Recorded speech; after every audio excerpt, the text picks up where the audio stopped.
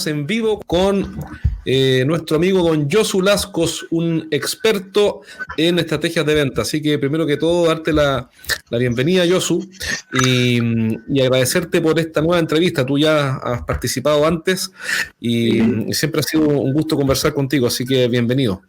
Muy bien, muchas gracias, Jorge, por invitarme de nuevo. Será que lo hice medianamente bien, con lo cual repetimos. Exacto. Hay un dicho que dicen, como es en la hípica, dicen que un caballo ganador repite. Sí, muy bien. Gracias por lo de caballo,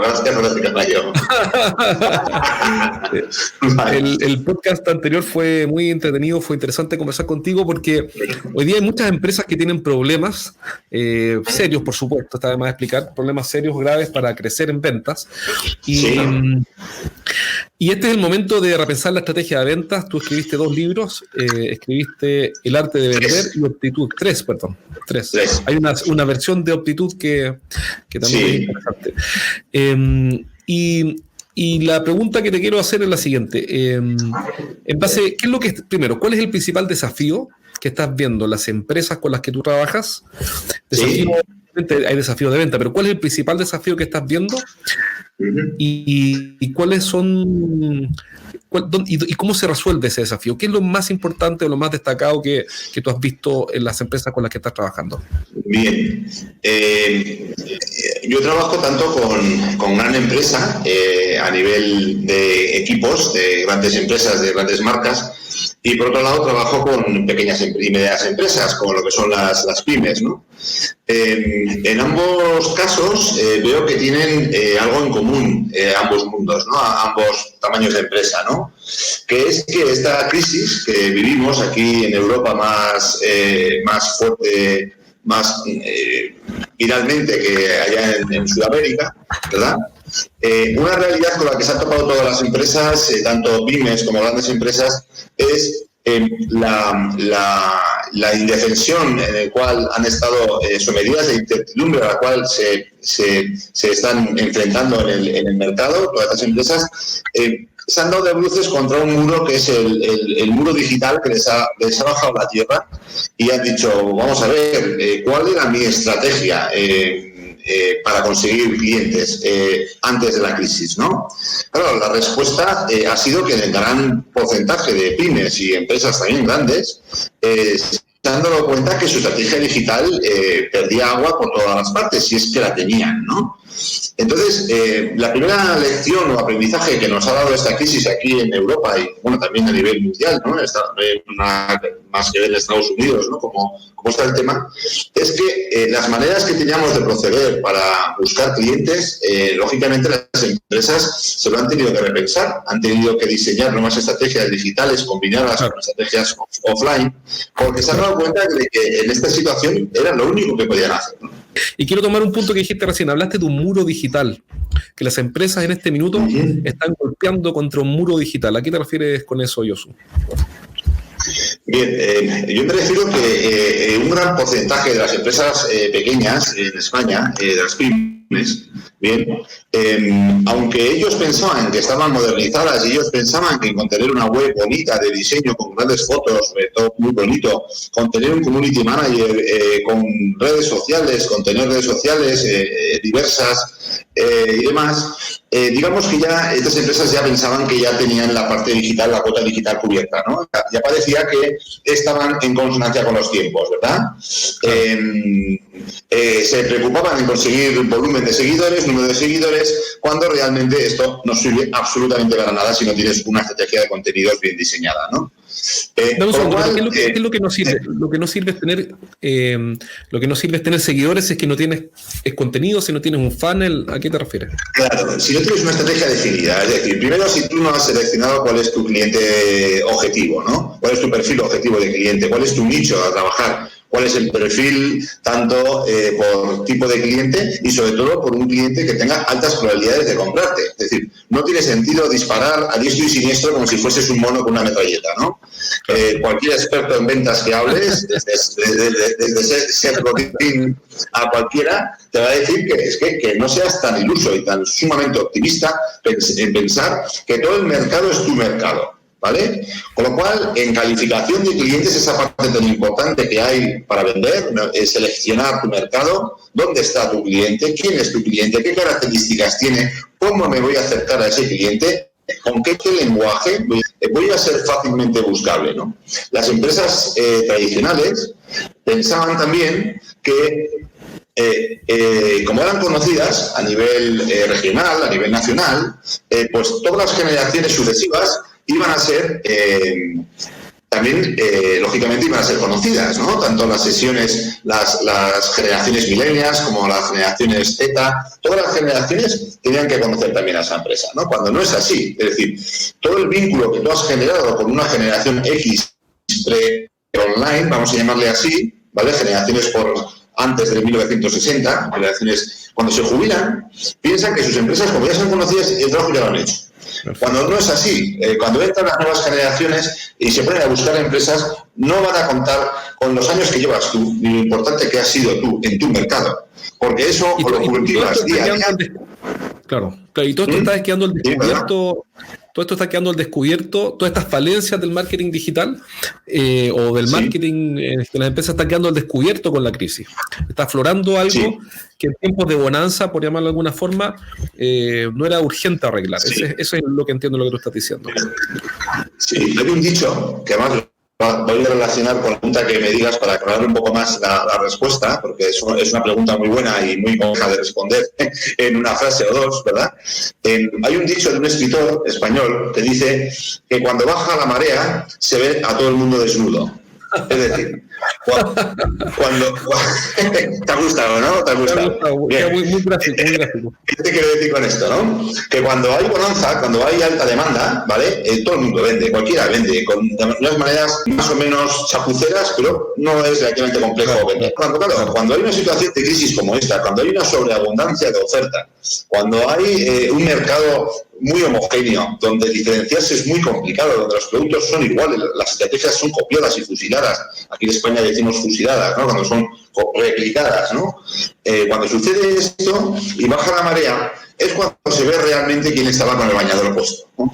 Quién sabía vender, quién trasladaba ese arte de vender a la estrategia online, ¿no? Claro, cuando tú no te has preocupado de formarte, de formar a tu community manager, de formar a tu diseñador web, porque este es otro tema, y luego te contaré en nuestra empresa lo que hacemos, ¿no? Que creo que la otra vez no tuve oportunidad de desarrollarlo mucho, pero... Solo te estrujamos, claro, cuando tú ves... Solo te estrujamos los contenidos. Vale. Entonces, cuando tú ves todo esto, dices, ¿cuánta necesidad hay de enseñar a vender a todo el mundo que está dentro del online, ¿no? El mundo online ha establecido una separación artificial con el mundo offline. El mundo online ha entendido que no necesita saber vender para vender. Con lo cual, es como si, digamos, llegaras a ser catedrático sin haber pasado por la universidad. Perfecto. Es imposible. Con lo cual, el online y el offline es lo mismo.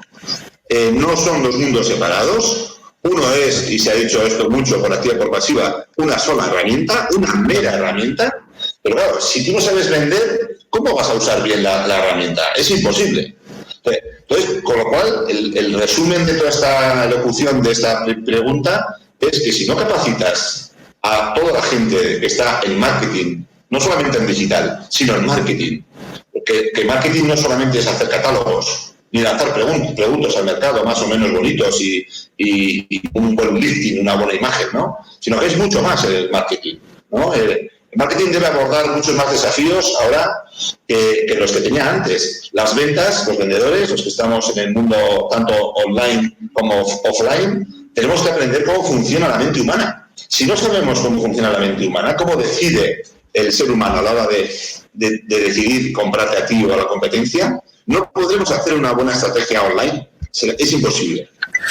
Qué buen punto, porque hay un punto importante. No, está perfecto. Hay un punto importante que tú dijiste, de varios, pero uno que me parece que es súper importante, y es que hay una separación artificial o ficticia medio inconsciente por la cual las empresas dicen, bueno, o el jefe de marketing o el encargado de marketing digital o lo que sea, yo soy de marketing, no tengo nada que ver con ventas, los tipos de ventas, qué sé yo, qué harán, pero yo estoy en el mundo de hacer leads por LinkedIn o por Facebook, lo que sea. Pero claro, ahora, en tiempos de bonanza, lo que yo entiendo es que, como decía el escritor que tú mencionaste, cuando hay agua no se notan los problemas. El problema es cuando baja la marea, ya sabemos que no tiene bañador o traje de baño, como le llamen, y ahí aparece ahora que la vara es mucho más exigente, porque ahora marketing digital se le va a pedir que genere negocios. No que consiga likes. Claro. En el fondo, estoy tratando de graficar, ¿no? Que ahora el encargado de marketing se llega con 20 likes a donde su jefe le dice, jefe, he conseguido 20 likes o 100 likes, ya no sirve, queremos plata, digamos. Sí, tú fíjate, y esto que acabas de decir es muy interesante porque está relacionado con el mundo hacia el cual nos dirigimos y que ya empezamos a dirigirnos en la primera crisis mundial, en este caso solo fue económica, en el 2008, ¿no? Antes del 2008 se vendía mucho. No había problema de venta, más o menos, todo el mundo tenía sus resultados, cumplía sus objetivos, todo el mundo recibía sus bonus, no había mucho problema, ¿verdad? Pero claro, cuando empieza la crisis, empiezan a demandarse un perfil de profesionales, de vendedores profesionales, que pudieran sacar a las empresas del lugar en el que estaban, ¿no? Ese lugar donde solamente lo alcanzan los vendedores profesionales, ¿no? ¿Qué sucede ahora con esta nueva crisis? Que en esta nueva crisis se le ha dado todavía a aquella crisis del 2008 una vuelta de tuerca nueva, ¿no? Se ha añadido el miedo, se ha añadido todo el tema sanitario, al tema ya económico, ya de por sí muy grave. Con lo cual ahora todavía más que en aquella época de manera reforzada o multiplicada de la crisis del 2008, a los vendedores se les va a exigir todavía ser más profesionales de lo que eran antes. Porque va a haber muchas menos oportunidades de mercado, va a haber menos dinero disponible para gastar, va a haber mucha competencia yendo al mismo objetivo de manera mucho más agresiva. Y claro, ¿qué sucede? Que los vendedores que no estén preparados y que las empresas no se hayan preocupado de capacitar, no van a dar una respuesta a corto plazo, que es lo que las empresas necesitan. Si tú quieres ganar la Champions League, no puedes jugar con jugadores de tercera división. Tendrás que fichar a Cristiano Ronaldo, tendrás que fichar a Messi, tendrás que fichar a un jugador chileno que ahora no me ha salido a un jugador chileno, pero hay muy buenos, ¿vale? Sí, a Sousa, a uno que juega en Osasuna, ¿cómo se llamaba este? No, Pablo García, un chileno que juega en Osasuna. No sabes nada, vale, muy bien. Pero se entiende la idea, pero déjame preguntarte algo sobre eso, dos cosas. Los vendedores hoy día van a tener que enfrentar clientes que tienen miedo. Entonces, mi pregunta es, bueno, ¿cómo enfrentas el miedo? ¿Cómo enfrentas el miedo? Ojo, no el tuyo. Claro. ¿Cuál es tu estrategia frente a un cliente que con toda razón tiene miedo? Mira, lo primero que hay que hacer cuando salgamos de que estamos ya saliendo poco a poco de esta crisis es tranquilizar al cliente, ¿no? Es decir, el cliente no te tiene que ver como un vendedor. Es decir, hay que guardar unos tiempos, hay que guardar unas formas cuando tú te dirijas de nuevo al mercado. No puedes ir al mercado de una manera agresiva, de una manera que pienses solamente en tus resultados y no en ayudarle al cliente. ¿Vale? Cuando el cliente te vea como un vendedor, estás acabado. O sea, te tiene que ver como una persona que ha venido ahí a ayudarle. Cuando se produce este cambio de enfoque, cuando el cliente ve que realmente tú no vas a venderle, aunque es tu objetivo, pero por encima de su objetivo está el objetivo del cliente, que es mejorar. Si tú de una manera honesta sientes que no le puedes ayudar, te retiras. Algo tan sencillo como esto. Pero si tú vas al cliente... ¿sí? No, te entiendo. En el fondo, que el cliente no debe verte como un vendedor y que tienes que ser totalmente transparente para que seas legítimamente la mejor opción y si no te retiras. Hoy día la ética entonces tiene un valor adicional. Por supuesto, es fundamental. ¿Cómo redefinirías las metas probablemente? A eso se refiere. ¿Cómo redefinir las metas en este contexto? Es una buena pregunta porque yo siempre tengo el temor a quedarme corto o a quedarme pasado cuando hay un cambio en el escenario. ¿Qué consejo darías tú para responder esa pregunta de redefinir las metas en este contexto? Las metas de la empresa. Lógicamente las metas de la empresa tienen que redefinirse otra vez, o sea, tienen que recalcularse. Es decir, ahí en Chile la incidencia del coronavirus ha sido muy grave, pero aquí en España llevamos más de 60 días sin visitar a clientes. Wow. ¿Vale?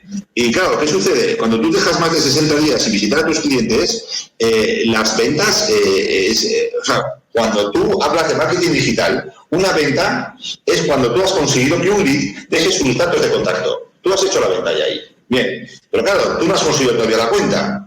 Claro, conseguir la cuenta online es mucho más difícil, sobre todo en determinadas ventas complejas. Por lo cual, si el producto que estás vendiendo es un producto muy técnico, muy complejo, de una venta a largo plazo, es muy difícil venderlo por online. Con lo cual, los vendedores llevamos 60 días sin vender en visita presencial en España. Yo vivo aquí en Pamplona, en el norte de España, ¿vale? Y vamos a estar por lo menos todo el mes de mayo sin visitar. 3 meses. Claro, si a ti te han diseñado la empresa un objetivo de ventas calculado en 12 meses de trabajo, ¿vale? En este caso, en España, pues tienes un mes de vacaciones, con lo cual, en 11 meses, si tú en 3 meses ya no has trabajado, ese objetivo tiene que ser recalculado. Y esto es un deber de las empresas, que tienen que recalcular sus objetivos de una manera ética. Porque no es lo mismo antes del coronavirus que ahora. Pero ¿y cuál podría ser un consejo práctico o un criterio o un principio para redefinir esas metas? ¿Cuál podría ser? Bien, el primer criterio es el criterio tiempo. ¿Vale? ¿Está claro? Si tienes 3 meses menos, el objetivo global se divide en meses, pues 3 meses menos, lógicamente el objetivo tiene que descontar esos 3 meses. Si suponemos antes el resto de las variables, se supone que estamos asumiendo que el mercado no ha cambiado, que tampoco es así. Ahora bien, ¿cómo pondero o mido lo que ha cambiado el mercado? Bien, aquí la economía no es una ciencia, ¿vale? Porque la economía es una rama del conocimiento, más que del conocimiento, del comportamiento humano. El comportamiento humano se basa en la confianza, las ventas se basan en la confianza, los mercados bursátiles se basan en la confianza. Un segundo, una pregunta sobre eso mismo. Entonces, para entender, un primer criterio es el tiempo, es entender la temporalidad, porque hay 3 meses menos, por ejemplo, los meses que sea de acuerdo a cada país. Y el segundo sería la ponderación económica. De cómo ha afectado, de la ponderación económica, cómo ha afectado el mercado al cual yo me dirijo esta crisis. Entonces, vale, aquí podemos recurrir a las matemáticas, podemos recurrir al Ministerio de Trabajo del Gobierno, podemos dirigirnos al Ministerio regional, en este caso a los políticos regionales de la región. Aquí en Navarra es una provincia dentro de España, que es Navarra, y Navarra pues tiene sus propios políticos y su propio Ministerio de Hacienda. Entonces tenemos delegación de Hacienda independiente de la española, es decir, nosotros tributamos aquí. Con lo cual, esos datos económicos puedes acceder porque son públicos. ¿Vale? Podría hacer una estimación, por ejemplo, déjame entender, disculpa, por ejemplo, uno podría hacer una estimación tratando de hacer objetivo algo tan difícil, ¿no? Porque esto por definición es subjetivo. Pero tú podrías decir, si la actividad económica de mi mercado cayó, voy a inventar, un 20%, uno podría pensar en bajar la meta, un 20%. Sí, claro. Tú imagínate, mira, yo, aparte de ser consultor, escritor y todas estas cosas que ya sabes que soy, así vendo mi libro, El arte de vender, ¿vale? ¿Vale? También soy vendedor en activo, ¿vale? Yo soy ejecutivo de grandes cuentas, soy Key Account Manager de cuentas industriales, ¿no? Desde hace 22 años. Yo trabajo con grandes multinacionales en ventas y luego también les enseño también a vender. O sea, por una parte les vendo producto y por otra parte les enseño a vender, ¿no? O sea, es algo muy curioso. Pero, claro, yo en mi mercado, durante estos 2 meses que llevamos, 60 días, el 50% de mi cartera ha estado cerrada.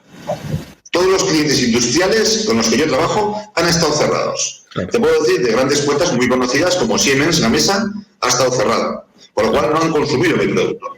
Todos los clubes deportivos, por ejemplo, de mi mercado, clubes deportivos aquí en Pamplona, donde yo vivo, tenemos clubes deportivos privados. En total hay una asociación que reúne a 78.000 socios, de los cuales los 11 clubes son clientes míos. Esos 11 clubes, con una facturación superior a 150.000 euros al año, han estado cerrados. Con lo cual, solamente ese sector, fíjate el impacto económico que ha tenido en 2 meses, y el mes que viene va a tener otra vez porque todavía no han abierto. ¿Vale? Perfecto. Bien. Mira, ¿qué debe ser prioritario? La rentabilidad o la facturación y cómo llegar a ese equilibrio. Es un buen Muy punto. bien. No es muy buena pregunta. Voy a responder. Mira, en nuestro equipo tenemos una financiera, ¿vale? Una directora financiera, trabajó en un grupo multinacional presente en 15 países, con una facturación consolidada cercana a los 100 millones de euros. Ella, después de 18 años como directora financiera del grupo, decide montar su consultora.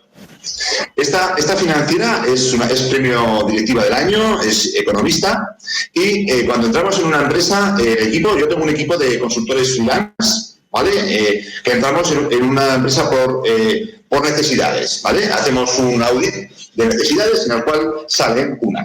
En concreto, mi necesidad salió en un cliente de transporte, de subcontratación de transporte, y este cliente nos dijo que tenía un problema de rentabilidad. Con lo cual introdujimos, en este caso se llama Yolanda, introdujimos a Yolanda en el equipo para hacer un estudio de rentabilidad. Respondiendo a tu pregunta, un antiguo directivo mío que tuve en una empresa me dijo que la facturación es ego y lo que realmente nos importa es la liquidez que nos deja las operaciones. Con lo cual, ha habido muchas empresas que han cerrado facturando mucho. Ha habido muchas empresas que han cerrado teniendo una cartera de clientes muy importante. Bien, pero no han podido hacer frente a sus obligaciones de pago, porque el margen que les quedaba en cada operación no solamente era positivo, sino que era negativo.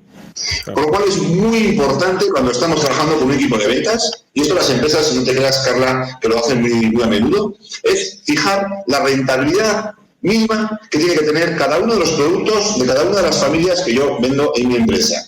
La parte financiera es tanto o más importante que la parte comercial en una operación comercial.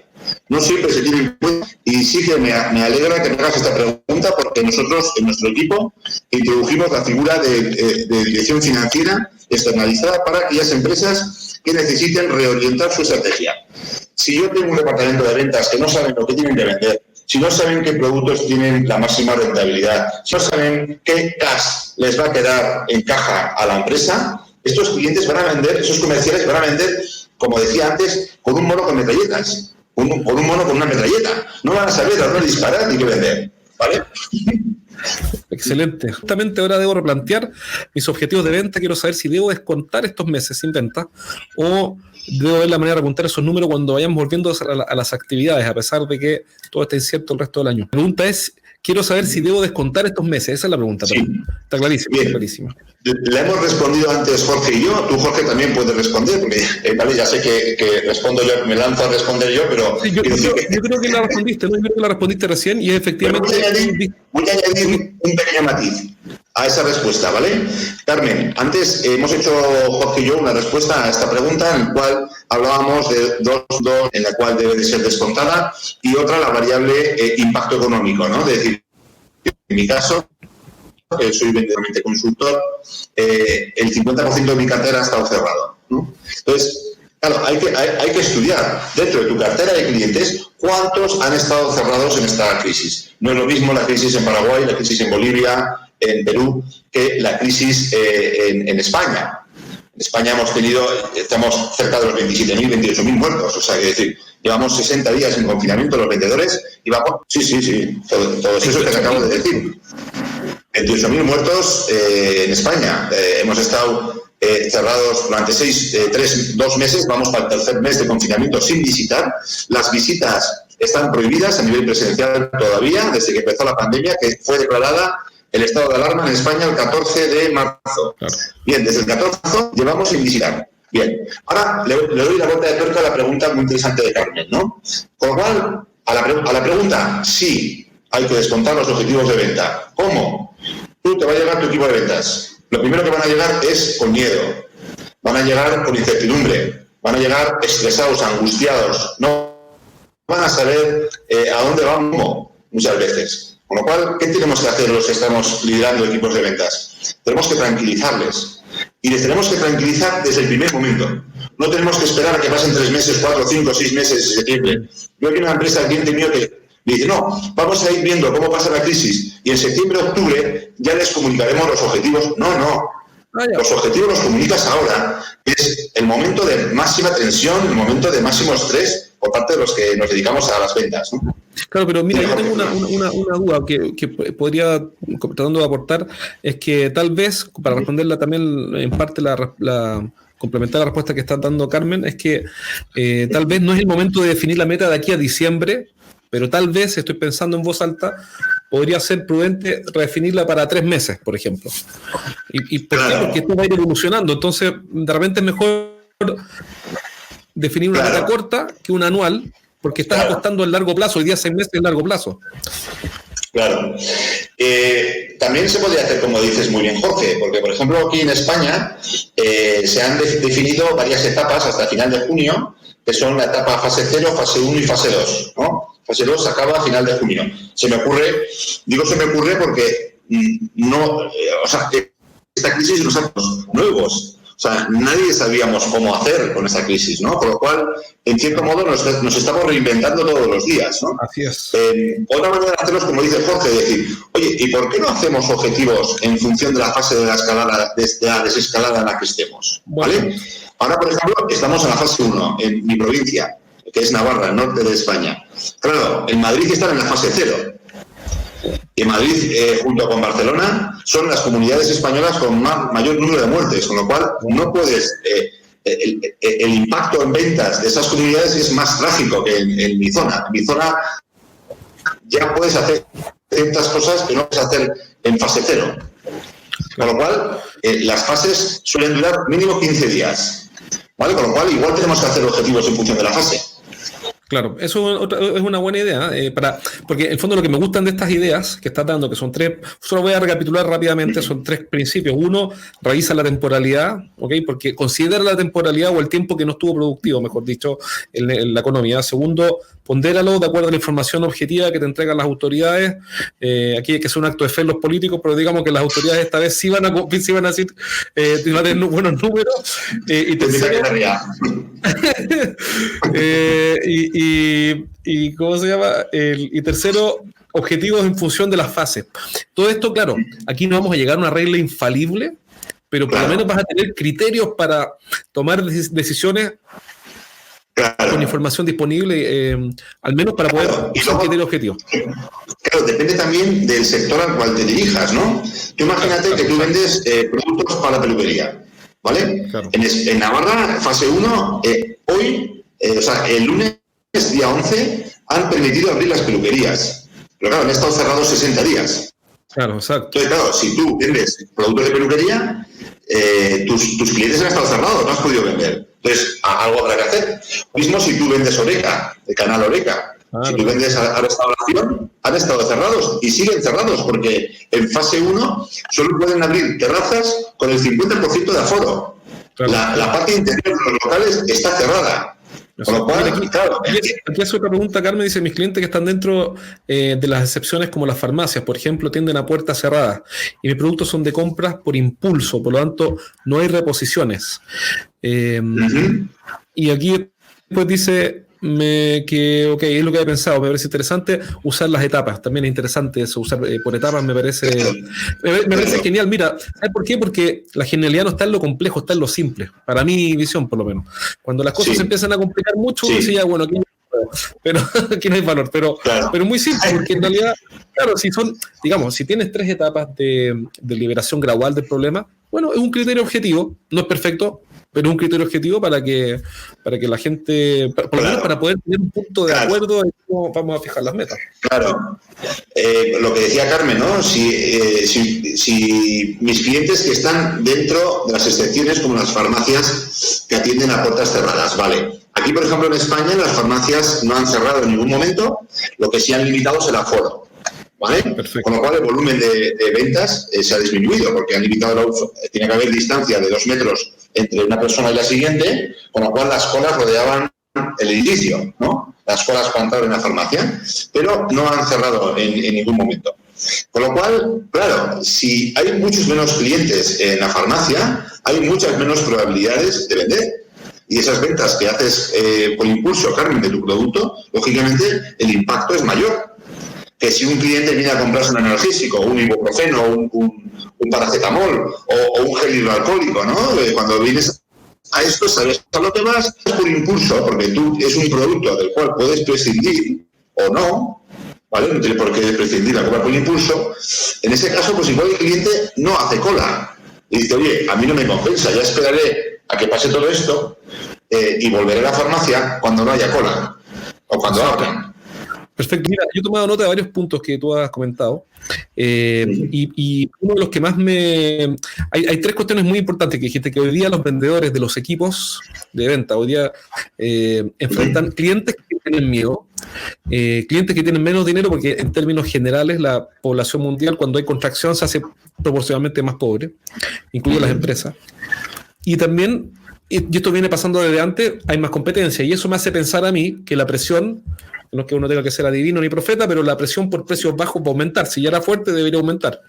Sí. Entonces, para enfrentar esto, tú también dijiste algo que es importante, dijiste que hay que contar con buenos jugadores para hacer frente a todo esto. O sea, por un lado los entreno, por supuesto, pero por otro lado tengo que buscar mejores jugadores.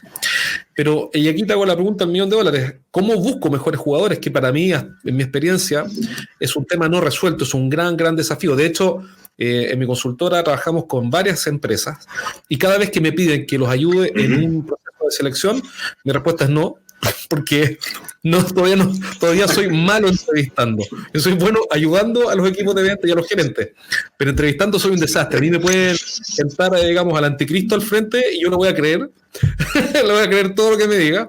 Entonces, ¿qué consejos puedes dar tú para buscar mejores jugadores? Para irlos a buscar o si que estás en un proceso, encontrar, mira, esta persona calza, no calza, ¿en qué fijarse? ¿Cómo buscan mejores jugadores? Vale. El problema hay un problema, una respuesta a corto plazo y una respuesta más profunda, ¿no? Más analizando la situación más en su conjunto, ¿no?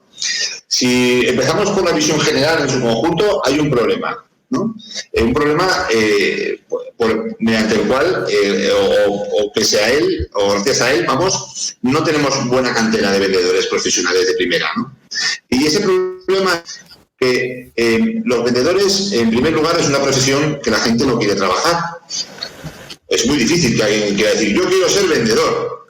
Claro. Te vas a encontrar... Cuando tú le preguntas a tu hijo y es pequeño, te dice quiero ser astronauta, pero nunca te dice quiero ser vendedor, digamos. Eso no lo dice nadie. Eso no lo dice nadie. Bien. Entonces, ¿por qué sucede esto? Porque, claro, la imagen que tenemos los vendedores ganada a pulso a lo largo de los años, de los continentes, bien, es que es una profesión para la cual cualquiera vale y que si todo me sale mal y no encuentro trabajo, siempre me quedará ser vendedor. Con lo cual, claro. Eso en primer lugar. En segundo lugar, los vendedores que entran juniors en las empresas no se cuidan. Se lanzan a la calle sin recibir ningún tipo de mentoría, sin ningún tipo de acompañamiento, sin ningún tipo de formación. Con lo cual, ¿qué estamos haciendo? Estamos quemando el mercado. Así es muy difícil construir esta profesión y que haya gente que quiera ser profesional de las ventas. Porque no estamos atacando el problema de raíz, de origen. Si estamos siempre con una bola de nieve que va bajando por la ladera y cada vez se hace más grande, vamos a seguir teniendo siempre los mismos problemas. Porque hay un error de planteamiento y de estrategia en las empresas. Las empresas no tienen una estrategia definida de ingreso de un vendedor junior a la empresa. Si ese vendedor junior es cuidado, es motivado constantemente, es ayudado a crecer a nivel profesional, ese vendedor se convertirá en un vendedor que tú quieras fichar para tu empresa. Pero por eso, la única manera que hay ahora de fichar profesionales o vendedores profesionales de primera categoría es quitándoselos a la competencia. Es que no hay otra. Tú tienes que ofrecer un valor diferencial que la competencia no puede ofrecer y que solo lo ofreces tú. Ahora, pero en el largo plazo es interesante lo que tú dices, porque en el largo plazo yo puedo formar gente. Entonces tal vez puedes manejar las dos agendas, la agenda corta, que es levantar la competencia, o tal vez no es un competidor directo, pero está en el mismo sector industrial en el que estoy yo. Me refiero a que un tipo que vende camiones no se va a demorar mucho en aprender a vender grúas o excavadoras. No digo que son iguales, por supuesto, pero lo he visto 1000 veces. Es decir, no es necesario, creo yo, y ahí ¿qué opinas tú? De que ese vendedor tenga experiencia vendiendo minicargadores o tenga... No. Él tiene que ser un profesional. Es decir, un profesional de la cocina, que aquí en España tenemos muy buenos, es capaz de irse a Taiwán y hacer con los ingredientes de Taiwán una cocina impresionante y darle 3 estrellas Michelin. Porque él ya tiene la expertise. Y además, lo voy a entroncar, eso que acabas de decir, muy interesante también, ¿vale? Que igual te lanzo el guante por si quieres hacer algo conmigo en Chile. Bien, yo tengo un método de ventas que está en proceso de registro, bien, y que, lógicamente, es un método que se va a enseñar no solamente presencialmente, sino online, que es el método Sell-It, de 10 pasos para la venta, que va a dar lugar a mi cuarto libro. El tercero, como bien sabes, ya lo hemos hablado al principio, y el cuarto es el método Sell-It. Es un método que se nutre de toda la experiencia que yo tengo de 30 años en ventas, que no es el directo de hoy, ¿no? Pero, y acabo a dónde quiero ir con esto. Yo la idea que tengo es lo mismo que en Estados Unidos hay escuelas de certificación de métodos, como el método del vendedor desafiante, como el método de Spin Selling de Neil Rahman, como la escuela de liderazgo de Stephen Covey, de Ken Blanchard, el liderazgo situacional, pues yo quiero hacer algo igual con una escuela del método Sell-It. Una escuela donde se enseñe psicología cognitiva, psicología conductual, psicología positiva, donde se enseñe storytelling, donde se enseñe data storytelling, donde se enseñe investigación comercial, donde se enseñe seguimiento, donde se enseñe tratamiento de objeciones y negociación, y también fidelización. Todo esto está metido dentro del método Sell-It. Es un sueño que tengo yo a medio plazo, que me han echado los tejos escuelas de negocios muy importantes a nivel mundial con esta historia, y que de momento estamos como queriénnos. ¿Vale? No hemos llegado a ningún sitio, pero bueno, ahí estamos. Pero mira, sobre la psicología cognitiva o la psicología conductual en general, ¿sí? No sé si tú compartes una apreciación, digamos que en general los gerentes comerciales, yo mismo cuando era gerente comercial jamás leí de psicología de ningún tipo porque la verdad es que no me interesaba para nada. No es que no tenga, respeto mucho la profesión, pero no me interesaba. Y hay un cambio en el sentido en que cada vez más veo que el mundo de la venta y el mundo de la psicología, en lo que veo, capaz que esté equivocado y esto ya es antiguo, no sé, pero están empezando a confluir. ¿Qué está pasando entre la psicología conductual? ¿Qué es la psicología conductual? ¿Y por qué es tan interesante o tan importante para alguien que lidera un equipo de ventas? No para el vendedor, fíjate que te pregunto para quien lidera un equipo de ventas. Mira, te voy a poner un ejemplo muy claro. Yo cuando empecé a estudiar psicología de las ventas, empecé a estudiar con Brian Tracy en 1998, allá queda aquel año, y luego me empecé a formar en varias disciplinas de la psicología, ¿no? Empecé a leer muchísimo sobre psicología, ¿no? Pero fíjate, un líder de ventas estudia los KPIs, perfecto, tú estudias los KPIs, bien, estudias los resultados, pero resulta que da la casualidad de que esos resultados es una condición necesaria, pero que no es suficiente para explicar lo que está pasando en tu departamento de ventas. Con lo cual, una herramienta de KPI es del todo insuficiente para dirigir a tu equipo de ventas. ¿Por qué? Porque hay otros indicadores que se llaman los KPIs, por ejemplo, que son los indicadores de comportamiento, que preceden a los KPIs y que son impulsores de KPIs. Es decir, si tú no tienes en cuenta, no ponderas ciertos factores como la escucha, como las buenas prácticas compartidas, como la colaboración entre los vendedores, como la empatía, como cómo estás ayudando a tu equipo, tú siendo vendedor y tú como director comercial. O sea, hay una serie de variables que no siguen parámetros racionales, que son parámetros psicológicos. Y esto, la nueva revolución de los KPIs viene del orden del comportamiento del vendedor. Si yo no analizo el por qué se han producido esos resultados, estaré trabajando siempre a posteriori. Y yo necesito saber las causas. Si no ataco las causas, no voy a poder redefinir el objetivo. Dentro de todas las causas del comportamiento está metodología DISC de William Mason, está mapa de fortalezas de psicología positiva, está todo el tema que tiene que ver con estilos de liderazgo, está todo el tema que tiene que ver con inteligencia emocional. Tú fíjate, cantidad de disciplinas que son de ramas de la psicología diferente que están dentro de la gestión de un director comercial. Ahora bien, la pregunta es... Uno podría concluir entonces que, bajo tu punto de vista, un director comercial o un gerente comercial va a tener que aprender psicología y actualizarse entonces. No digo que tenga que aprender psicología, ¿vale? O sea, yo te pongo un ejemplo. Bueno, ya sé que tú no eres aficionado al fútbol, con lo cual lo que te voy a contar no te va a sonar de nada. Bien, pero igual algún paraguayo o algún boliviano o algún peruano de ahí, que yo sé que hay mucha afición al fútbol. Fanáticos, en Paraguay son fanáticos. Yo creo que acá aprende fútbol. Vale, conocerán el equipo de fútbol de mi tierra, igual no lo conocen porque es muy pequeñico, ¿no? Es Osasuna. Bien. Yeah. Osasuna me contrata hace 2 años, cuando quedaban 7 jornadas para concluir la Liga de Segunda División. Osasuna que ya jugaba la promoción de ascenso a Primera División y a mí me contactan cuando quedaban 15 jornadas. Yo me reúno con ellos, hago un audit de necesidades, veo qué necesitan y dentro de nuestro equipo tenemos un psicólogo clínico. ¿Bien? ¿Qué hago? Le traslado al audit las necesidades para que él tenga una entrevista con Osasuna. Hace la entrevista y cuando pasan 8 jornadas y quedan solo 7 jornadas para finalizar, nos contratan. Pues hicimos un trabajo entre el psicólogo y yo, que llegamos a ser el mejor equipo de segunda división de fútbol en 7 jornadas. Conseguimos ser el mejor equipo, nos quedamos a un punto de la promoción porque no tuvimos tiempo para desarrollar nuestra metodología. Esta metodología que la aplicamos en un equipo de fútbol, se aplica en un equipo de ventas. ¿Por qué? Porque comunicamos mal, comunicamos tarde, comunicamos igual, comunicamos poco. Tratamos a todo el mundo con tabla rasa, de la misma manera, y eso no es así. Con lo cual, los vendedores también experimentan diferentes estados de ánimo a lo largo del mes. Con lo cual, tenemos que saber leer esos estados de ánimo. Tenemos que saber fomentar un clima en el departamento para que esos vendedores salgan a comerse el mercado cuando vayan a la calle. Esto se ha estudiado en Harvard, se ha estudiado en el MIT de Massachusetts, se ha estudiado en universidades de todo el mundo. Me deja con un problema, ¿por dónde parto? Porque digo, ok, me pareció genial. Te creo todo lo que me dijiste, te lo creo todo.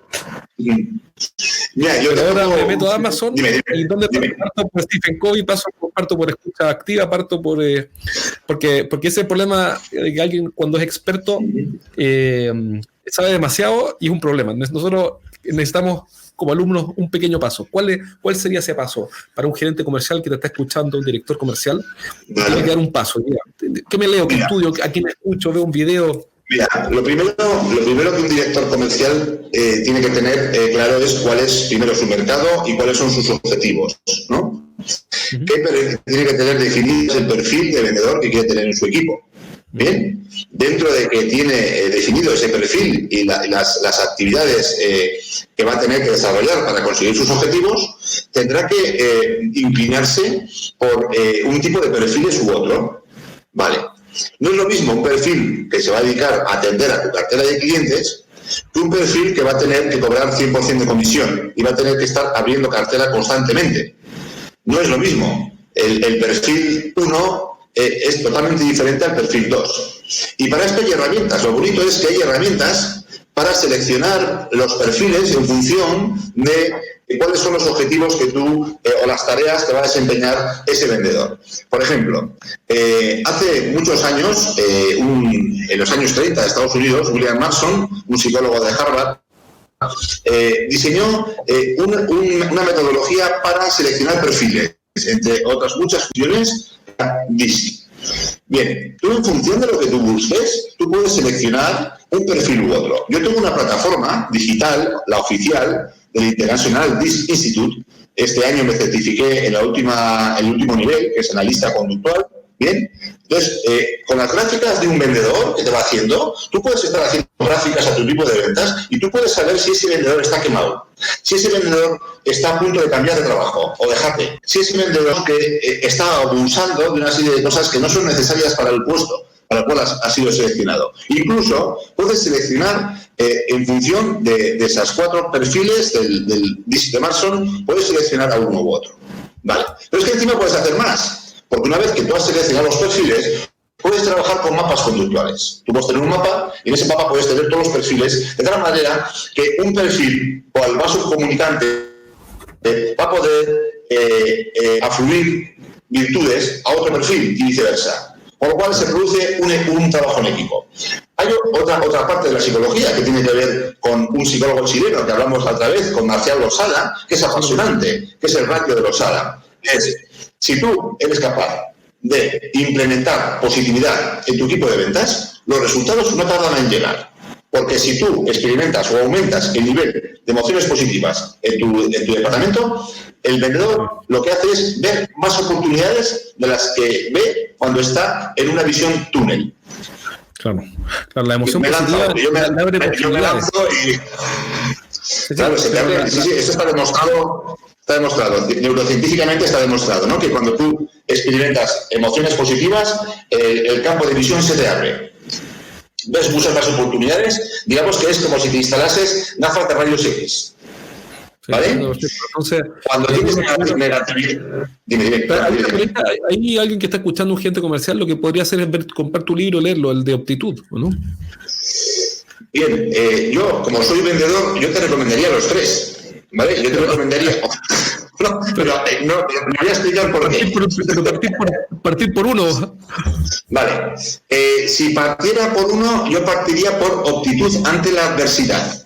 Optitud ante la adversidad, como estáis en Sudamérica, la mayoría que me estáis oyendo hoy, lo tengo en mi página web, que es josulazcoz.es. Está en formato ebook también. ¿Vale? Lo tengo en formato libro físico y en formato ebook. Ahí hablo de toda la parte de psicología que estamos hablando hoy. En el arte de vender, lo que hago es relacionar la psicología con las ventas. Ya. O sea, que tienes que leerte por lo menos dos. Por lo menos 2 de 3. Ya, Optitud sería una buena forma de partir. Optitud ante la adversidad, que está en josulazcoz.es. Eso es.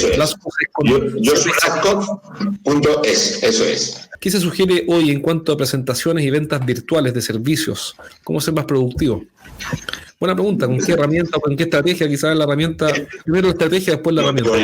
Cuando se trata de hacer presentaciones, bien sean presentaciones presenciales cuando no existía la crisis o virtuales como ahora, hay una variable que tenemos que tener siempre en cuenta, ¿no? Si queremos diferenciarnos de los demás, de la competencia, que es la creatividad. ¿Vale? Pero esa creatividad debe de estar sustentada en una base, ¿vale? Que son las técnicas. Bien, yo en peruano, joder, qué bueno, tío. Bueno, yo tengo un socio peruano, que sepáis, de Lima, con el que monto congresos de ventas que se llaman Conecta y Cierra, llevamos ya 12 ediciones. Ese es un inserto comercial, está perfecto, hay que vender. El primer congreso de ventas que se montó en España, lo monté yo, con mi socio, Miguel Revilla, peruano de Lima, ¿vale? Luego vinieron otros congresos, pero no tienen nada que ver con el congreso que monto yo, ¿vale? Y no es porque lo diga yo. Bien, para entrar como ponente es muy complicado entrar en este congreso, no te digo más. Bien, y hay una ponente que viaja mucho a Sudamérica, ha estado mucho en Perú recientemente, que es Mónica Galán Bravo, autora del método Bravo de oratoria, que está relacionado con la oratoria. Yo en mis formaciones del método SELIT, en la fase 4, se llama la fase de planteamiento general, aplico 30 técnicas de storytelling. 30 técnicas, nada más y nada menos. Aparte de las técnicas de storytelling que tú tienes que conocer para poder desempeñarlas en tus presentaciones de ventas, ¿vale? Tienes que saber vender, eso entiendo que sabes vender, que tienes las técnicas, has recibido la formación adecuada, con el formador adecuado, a poder ser un formador que tenga experiencia en ventas. Me callo, guardo silencio, ¿vale? Y si encima ha vendido y ha triunfado vendiendo y triunfa vendiendo, pues todavía más, ¿vale? Que sepáis que yo hago formaciones digitales, eso por si sale el tema. Bien, pero luego hay otra técnica, que es, yo la presentación de un producto o un servicio la articulo en una secuencia erótica de 10 pasos que da lugar a mi método SELIT. Por lo cual, ¿qué quiero decir con esto? Que si tú haces una presentación aislada de un contenido macro, se queda un poco huérfana. Tú necesitas que esa presentación de ventas, tú tengas que tocar los 3 cerebros que tiene el cliente. El cerebro emocional o límbico, el cerebro reptiliano también lo tienes que tocar, ¿bien? Y también tienes que tocar el cerebro racional, fase 5 de mi método, Data Storytelling. Claro, si tú quieres hacer una presentación de ventas eficaz, incluso eficiente, lo que tienes que hacer es conocer el mercado, conocer sus debilidades, conocer cuáles son los problemas no solucionados, conocer, lo más importante, cuáles son los problemas no solucionados del cliente al cual vas a hacer la presentación. Y eso lo entroncas en una estructura erótica de 10 pasos. Bien. Yo te recomiendo un vídeo de un hombre que ya murió, era historiador, se llama Hans Rosling. ¿Vale? Si ves cómo presenta los datos Hans Rosling, verás que los datos se pueden presentar de una forma muy divertida. Es importante saber hacer presentaciones, pero esas presentaciones tienen que hacerse sobre un trabajo previo que has realizado. Tienes que haber realizado esa investigación comercial, fase 2 del método, ¿bien? Para poder estructurar la presentación. Quiero decir con esto que no por ponerse una camisa por fuera negra, un polo tipo Steve Jobs y tener un producto que sea la rimbombancia, ¿vale? Vas a poder hacer una buena presentación de ventas, ¿vale? No por vender tecnología digital y disfrazarte como un geek, como no sé cómo se llaman los geek, un geek tecnológico, vas a poder vender más. Está claro que si vas a vender tecnología y te pones traje y corbata, pues posiblemente rompas el molde y te capten la atención. La gente diga, oye, ¿y este tío por qué va con corbata? Cuando haces una presentación, tienes que cuidar cada aspecto de la presentación y tienes que romper el molde. Tienes que, lo que se llama en psicología, superar las expectativas que el cliente tiene de tu visita. Y si tú llegas y vas a presentar un Mac y vas con traje y corbata y un pañuelico en el bolsillo, la gente ya vas a captar la atención del cliente. Digo, hostia, este tío es diferente. Vas a generar interés. Y después deseo por querer saber qué has venido a contarle. ¿Vale? Con lo cual, vamos a usar la cabeza, que la tenemos para peinarnos las canas, como es mi caso. El producto del encierro, tú no tenías canas hasta en el encierro, yo me gusta. Me han salido de todo ya, me han salido hasta kilos, me han salido a mí. A mí también. Bueno, buenísimo, excelente, muy bien, Josu. Te agradezco la explicación terminando esta entrevista a Josu. Desde ya agradecerte una vez más porque tú ya has venido antes a este programa, así que recuerda que si quieres escuchar estos programas en vivo, basta que te conectes a la Facebook, a la página de Facebook, a la fanpage, se llama Podcast El Coach, y ahí puedes dejar tus preguntas al experto que vamos a estar entrevistando. Y en este caso hoy día entrevistamos a Josu Laskos, autor de 3 libros que podemos encontrar. ¿Dónde podemos encontrar tus libros? Mi web, ¿vale? Para que la gente lo sepa, que es web, lógicamente, Josu Laskos, Lazcoz. Ahí tengo los 3 libros, ¿vale? El primer libro, Optitud, del 2013, está en Amazon, ¿vale? Lo tenéis en Amazon. El segundo libro lo tenéis también en Amazon, creo que este todavía no está. El segundo no lo publiqué porque tengo libros físicos en casa y tengo ebook también, ¿vale? El tercer libro, ya este es con una editorial española, con editorial La Almuzara, ¿vale? El arte de vender, lo tenéis en la página web, y este libro lo estoy mandando, El arte de vender, lo estoy mandando varios libros ya, ¿vale? Lo mando, lo único que el que quiera el libro, lógicamente me tiene que escribir al correo en privado y nos arreglamos con el ingreso que tiene que hacer y demás. Los otros, el de Amazon es Amazon, el Optitud, y el segundo puede hacer el pago directamente, el ebook, en la plataforma. Estaba recapitulando que básicamente en tu página web está toda la información y también se pueden encontrar en amazon.es, me imagino. Eso es. En la web, el libro Optitud ante la adversidad, este viene en la parte, en el libro físico, vienen bibliografía, que no se suele hacer, tanto en este como en el arte de vender, ¿vale? Viene mucha bibliografía sobre psicología, ¿vale? Aplicada a las ventas. Vienen unos 60 libros. O sea, si alguien quiere profundizar sobre, no solamente leyendo el libro, sino continuar esa línea, cuando lea el libro hay mucha bibliografía para que podáis profundizar todavía mucho más, ¿no?, en el tema. Buenísimo, excelente. Vale. Fantástico. Si alguien quiere contactarte... En la web viene mi email, o sea que no tienes problemas. Excelente, buenísimo. Muchas gracias, Josu, nuevamente por tu tiempo. Yo sé que tú tienes harto que hacer y así que te agradezco que te hayas hecho un espacio para conversar con nosotros, especialmente en tiempos de crisis. Yo tomé un montón de notas que van a quedar como apuntes de la entrevista. Vamos a ver si más adelante te animas y nos das un poco más de tu tiempo para abordar algunos de estos temas. Yo anoté aquí puntos importantes. Mira, anoté desde dificultades nuevas que enfrenta el vendedor, cómo elegir mejores jugadores. Hoy día hablamos de KBI, de Key Behaviors Indicators, es decir, con indicadores claves de conducta. Hablamos de cómo generar vínculos con las generaciones nuevas. Eso ni siquiera alcanzamos a desarrollarlo. Entonces, nos está pasando un poco como con la bibliografía del libro, que están quedando como 60 puntos ahí para desarrollar. Así que si tienes tiempo algún día y te animas, te invitamos a tomar uno. Bien. A tomar uno y seguir. Bien. Muy bien. Yo agradecerte a ti, Jorge, la oportunidad que me das de estar con tus seguidores, ¿no? Y en segundo lugar, agradecer a todos vosotros que nos habéis dedicado vuestro tiempo en estar aquí con nosotros, ¿no? Que para mí lo más importante sois vosotros, ¿no? Al final veréis en la web un post que publiqué recién que se llama Humanizando las ventas, ¿no? Creo que este es un gran reto que nos enfrentamos los que nos dedicamos a esto, que es humanizar más las ventas, porque han estado demasiado racionalizadas y si queremos dirigir equipos tenemos que humanizar más las ventas. Y gracias. Gracias a ti. Un abrazo a todos. Muy bien. Un abrazo y un saludo afectuoso a todos los auditores y gracias nuevamente, Josu. Un placer como siempre conversar contigo. Cuídate mucho.